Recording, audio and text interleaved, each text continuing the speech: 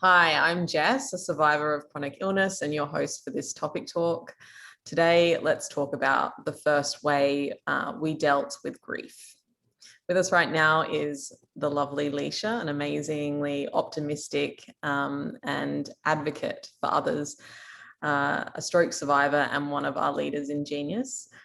Leasha, in 1 to 2 minutes, can you please tell us what was one of your first experiences of grief? And in feeling that grief, what was your first instinct? How did you cope? What did you do? How did you deal with it?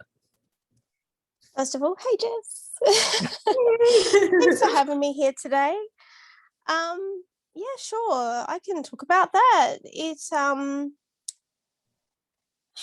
like many people would have felt pretty scared and frightened at the start with any trauma that they had suffered. Mm-hmm. It, you know, it's a snowballing feeling sometimes. You sit there and you ponder, what am I going to be able to do after this? Am I going to be able to live my life the same way? Am I going to be able to, function again properly? How I felt before? And sometimes it happens, sometimes it doesn't. But for me personally, initially I was frightened, Mm-hmm. but I just thought, just got to dig deep at this point and just push as hard as you can and just try, because while I was grieving for a potential loss that I wasn't even aware of. I mean, a lot of people who have, brain injury, you don't get told Yeah. how it's going to work out. You don't know. You're grieving potentially for things that may return or may not. I just thought,